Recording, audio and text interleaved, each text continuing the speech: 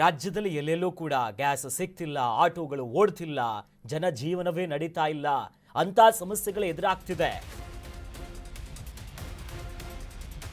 ನೋಡಿ, ಬೆಂಗಳೂರು ಸೇರಿ ರಾಜ್ಯದಲ್ಲಿ ಗ್ಯಾಸ್ಗಳೇ ಸಿಗ್ತಾ ಇಲ್ಲ.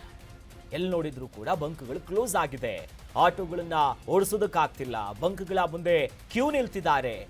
ಮಾಗಡಿ ರಸ್ತೆಯ ಟೋಲ್ ಗೇಟ್ ಬಳಿ ಫುಲ್ ಕ್ಯೂ ಜಾಬ್ ಆಗ್ಬಿಟ್ಟಿದೆ. ಅಲ್ಲೆಲ್ಲ ಭಾರತ್ ಆಟೋ ಗ್ಯಾಸ್ ಬಂಕ್ ಬಳಿ ಈಗ ಆಕ್ರೋಶವನ್ನ ಹೊರಗಾಗ್ತಿದ್ದಾರೆ.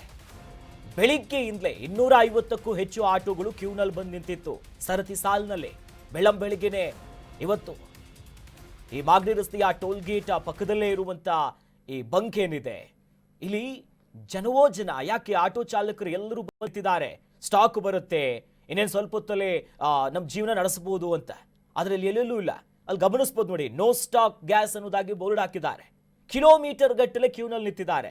ಸ್ಟಾಕ್ ಬರುತ್ತೆ ಅಥವಾ ಏನಾದರೂ ಪರ್ಯಾಯ ವ್ಯವಸ್ಥೆಯನ್ನ ಮಾಡ್ತಾರೆ ಅಂತ. ಆದ್ರೆ ಈಗ ಆಟೋ ಗ್ಯಾಸ್ ಸಿಗದೆ ಚಾಲಕರು ಅಸಮಾಧಾನ ಹೊರಗಾಗ್ತಿದ್ದಾರೆ. ನೋಡಿ, ಟ್ರಿಪ್ ಸಿಗ್ತಿಲ್ಲ, ದುಡಿಮೆ ಆಗ್ತಿಲ್ಲ, ನಮ್ ಗೋಳಿದು ಅಂತಿದ್ದಾರೆ. ಪರಿಸ್ಥಿತಿ ಎಲ್ಲಾದ್ರೂ ಹೀಗೆ ಆದ್ರೆ ನಮ್ಮ ಫ್ಯಾಮಿಲಿಗೆ ಸಂಕಷ್ಟ ಆಗುತ್ತೆ, ಊಟ ತಿಂಡಿ ಮಾಡೋದಕ್ಕೆ ನಮ್ಮ ಹತ್ರ ದುಡ್ಡಿಲ್ಲ ಅನ್ನೋದಾಗಿ ಕರ್ನಾಟಕ ನ್ಯೂಸ್ ಬೀಟ್ ಮುಂದೆ ಆಟೋ ಚಾಲಕರು ತಮ್ಮ ಸಮಸ್ಯೆ, ತಮಗಾಗ್ತಿರುವಂತ ನೋವು, ಪ್ರತಿನಿತ್ಯ ಕಿಲೋಮೀಟರ್ ಗಟ್ಟಲೆ ನಿಲ್ತಿರುವಂತ ಈ ಪರಿಯ ಬಗ್ಗೆ ಹೇಳ್ಕೊಂಡಿದ್ರು. ಸರ್, ಅದಕ್ಕೆ ಸಂಸಾರ ನಡೆಸೋದಕ್ಕೆ ತುಂಬಾ ಕಷ್ಟ ಆಗಿದೆ. ಯಾಕಂದ್ರೆ ಡ್ರೈವರ್ಗಳ ಕಷ್ಟ ಡ್ರೈವರ್ಗಳಿಗೆ ಗೊತ್ತಿದೆ. ಈ ಬಿಸಿಲಲ್ಲಿ ಪಾಪ ನಾವಾದ್ರೂ ಬೆಳಗ್ಗೆ ಹೊತ್ತು ಬಂದು ವೇಟ್ ಮಾಡ್ತಾ ಇದ್ದಾರೆ. ಕೆಲವು ಡ್ರೈವರ್ಸ್ ಮಿಡ್ ನೈಟ್ ಇಂದಾನು ಈ ರೋಡ್ ಅಲ್ಲೆಲ್ಲ ವೇಟ್ ಮಾಡ್ತಾ ಇದ್ದಾರೆ. ಸೊ ಅದಕ್ಕೋಸ್ಕರ ನಾವು ಎಲ್ಲ ಡ್ರೈವರ್ಗಳಿಗೆ ನಮ್ಮ ತಳಿರು ಫೌಂಡೇಶನ್ ಇಂದ ಮತ್ತೆ ರೋಟರಿ ಸಖಿ ಕಡೆಯಿಂದ ನಾವೆಲ್ಲ ಡ್ರೈವರ್ಗಳಿಗೂ ಮಜ್ಜಿಗೆ ಕೊಡೋಣ. ಅಟ್ಲೀಸ್ಟ್ ನಮ್ ಕೈಲಿ ಮಾಡಕ್ ಅಷ್ಟೇ ತಾನೇ ಸರ್ ಆಗುತ್ತೆ. ಸೊ ಅದಕ್ಕೋಸ್ಕರ ಮಾಡೋಣ ಅನ್ಕೊಂಡಿದೀವಿ ಸರ್. ಈ ಬಿಸಿಲಲ್ಲಿ ನಿಂತ್ಕೊಂಡು ನಾವು ನಿಲ್ಲೋದಕ್ಕೆ ಆಗ್ತಾ ಇಲ್ಲ. ಅದ್ರಲ್ಲಿ ಗ್ಯಾಸ್ಗೋಸ್ಕರ ವೇಟ್ ಮಾಡೋದು ತುಂಬಾ ಕಷ್ಟ ಆಗಿದೆ. ಇದಕ್ಕೆ ಏನ್ ಬರುತ್ತೋ, ಇವಾಗ ಏನಾಗುತ್ತೋ ಈ ಪ್ರಪಂಚ ನಮ್ಗೆ ಗೊತ್ತಾಗ್ತಾ ಇಲ್ಲ ಸರ್. ಏನ್ ನಡೆಯುತ್ತೆ ಅಂತ ಗೊತ್ತಾಗ್ತಾ ಸರ್. ಈಗ ನೋಡಿ, ಗ್ಯಾಸ್ ಯಾವ ತರ ಅಭಾವ ಆಗಿದೆ ಅಂತಂದ್ರೆ ಅದು ಹೇಳಲಿಕ್ಕೆ ಅಸಾಧ್ಯ ಆಗ್ಬಿಟ್ಟಿದೆ. ಯಾಕೆಂತಂದ್ರೆ ಇವತ್ತು ಸ್ಟುಡಿಯೋ ಹತ್ರ ಇರುವಂತಹ ಒಂದು ಪರ್ಪಲ್ ಗ್ಯಾಸ್ ಬಂಕ್ ಅಲ್ಲಿ ರಾತ್ರಿಯಿಂದ ಇಡೀ ಸುಮಾರು 2,000 ಆಟೋಗಳು ಕಾಯ್ಕೆ ನಿಂತಿದೆ. ಇವತ್ತು ಗೌರ್ಮೆಂಟ್ ಏನ್ ಕಮಿಟಿ ರಚನೆ ನಿಗದಿ ಮಾಡಿರುವಂತ ರೈಟು 89 ರೂಪಾಯಿ 84 ಪೈಸೆ ಇದು ಬಂಕ್ ಅಲ್ಲಿ ಓಡಿಸ್ತಾ ಇರ್ತಕ್ಕಂಥದ್ದು.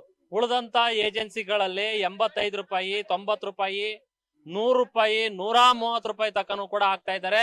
ಇವರಿಗೆ ಕಡಿವಾಣ ಆಗ್ತಕ್ಕಂಥ ಕೆಲಸವನ್ನ ಯಾವೊಬ್ಬ ರಾಜ್ಯ ಸರ್ಕಾರದ ಅಧಿಕಾರಿಗಳು ಆಗ್ಲಿ ಮತ್ತೊಬ್ಬರಾಗ್ಲಿ ಯಾರು ಕೂಡ ಮಾಡ್ತಾ ಇಲ್ಲ. ಆಟೋ ಚಾಲಕರಿಗೆ ತುಂಬಾ ಹೊಡೆತ ಆಗಿದೆ. ಆಟೋ ಏನಾದ್ರು ನಿಂತ್ಕೊಂಡ್ಬಿಟ್ರೆ ನಮ್ಮ ಜೀವನ ನಡೆಯಲ್ಲ. ಇನ್ನೇನು ಸ್ಕೂಲ್ ಅಡ್ಮಿಷನ್ ಮತ್ತೊಂದು ಬರ್ತಾ ಇದೆ. ಆಟೋ ಚಾಲಕರು ದಿನನಿತ್ಯ ದುಡಿದ್ರೆ ದುಡ್ಡು, ಇಲ್ಲ ಅಂತ ಇಲ್ಲ. ಹೀಗಾಗಿ ರಾಜ್ಯ ಸರ್ಕಾರ ಮುಂಚೂಣಿಕೆಯಲ್ಲಿ ವಹಿಸಿ ಈ ಯಾರ್ಯಾರು ದುಪ್ಪಟ್ಟು ದರಗಳನ್ನ ನಿಗದಿ ಮಾಡಿಕೊಂಡು ತಗೋತಾ ಇದಾರೆ ಅವರಿಗೆ ಕಡಿವಾಣ ಆಗ್ತಕ್ಕಂಥ ಕೆಲಸವನ್ನ ರಾಜ್ಯ ಸರ್ಕಾರ ಮಾಡ್ಬೇಕು.